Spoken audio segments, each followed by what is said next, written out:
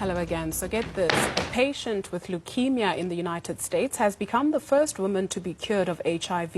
The woman was reportedly cured after receiving a stem cell transplant from a donor who was naturally resistant to the virus that causes AIDS. Let's get an understanding of what this means for HIV and AIDS research. We're joined by Professor Salim Abdool Karim. He's the director of the Center for the AIDS Program of Research in South Africa. Very good to see you, Dr. Karim. Thank you very much for joining us. So this now involved umbilical cord blood. What should we understand about this latest development? Well, a very good afternoon, Duduzia, and good afternoon to all of the viewers. When we have been studying HIV, one of the things that was discovered many years ago, almost 30-odd years ago, was that individuals who have a genetic mutation for a receptor on CD4 cells, and that mutation enables those individuals to be protected from HIV. In other words, they have natural resistance to HIV. HIV is not able to enter their cells. Now, that mutation is very uncommon. It's quite a rare mutation.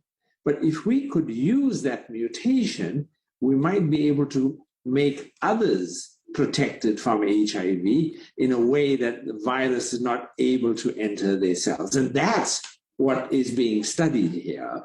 We have two other patients, the Berlin patient and the London patient, who they had a bone marrow transplant. In other words, all of their cells in their bone marrow were destroyed and new bone marrow was transplanted, and that's how they were apparently cured. Remember, we don't really know what cure means, so we say that we think they are cured.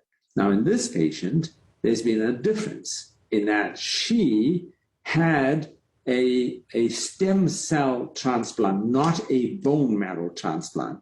And in stem cells, she has two kinds of stem cells transplanted in her.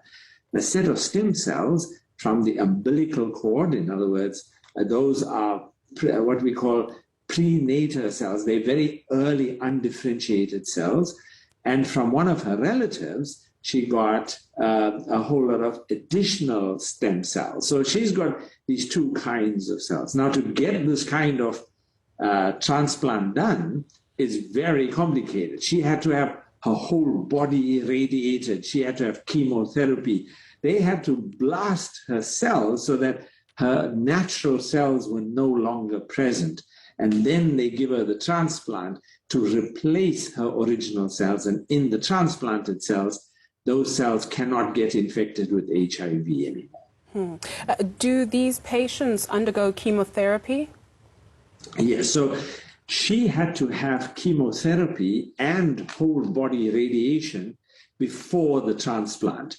So the whole idea is that the body has a set of cells that have what is called a CD4 receptor, and they have another receptor called CCR5. So the idea of using chemotherapy is to kill the cells that have the CCR5 receptor.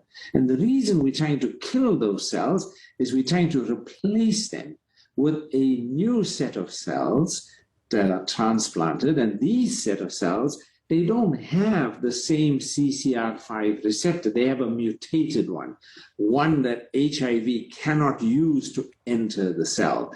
So chemotherapy is a key part of this. So this is not something that we're going to be doing, for other people in a hurry. This is an experiment. And what's important about it is that it now gives us a new way of thinking about a cure, in that it opens up the door to stem cell research. So it is this lady, and you mentioned the other two cases. And in this article that I'm looking at, they mentioned that the woman is of mixed race. The other males are mentioned to be one white and one Latino. Why do we mention race? Does it matter, if at all, for this research? So, race is not directly material. except in one respect, and that is that this particular mutation, we call this mutation the delta 32 deletion. So that's what this mutation is. And this mutation changes the CCR5 receptor that's on the cell. Now, this mutation is much more common in white people than it is in black people. So it's very rare to see it in black individuals. And so for her to have a relative who had this mutation is also unusual. So the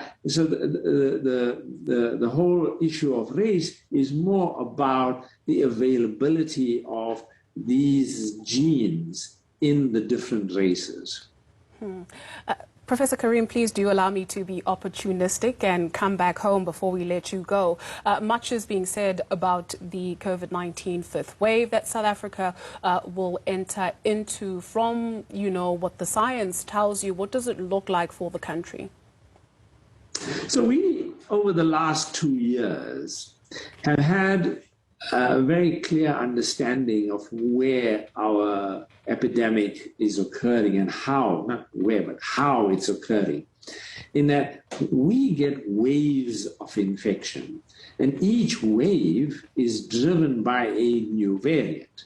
And what's important is that the gap between the waves is pretty constant. Not constant, but there's a level of consistency. It's about 3 months. It ranges between 94 and 99 days. So we know, given that we've just finished our Omicron wave, that we can expect for the next 3 months that we will have very few infections. We'll be in what is called low transmission. And we've had this after each of our other 3 waves as well. If there's a new variant, then we can expect that we will have, in about 3 months' time, which means roughly at the latter part of April, early May, we can expect that we would then have a fifth wave. Now, are we going to get a new variant? I don't know. Nobody knows, because variants are created independently. So it remains to be seen whether we'll have a new variant. But if we do have a new variant, and there's a reasonable likelihood that we will, then that will drive the new wave of infections. So why is it 3 months? Well, we don't really know the answer to that. Partly, it's probably related to the waning immunity. So when you get natural infection, the immunity wanes over a period of around 3 months. Also, people's behavior changes. So there's a whole range of factors that probably contribute to this gap that we have of about 3 months. Thank you for your indulgence and for availing yourself. Professor Salim Abdool Karim is the director at the Center for AIDS Program of Research.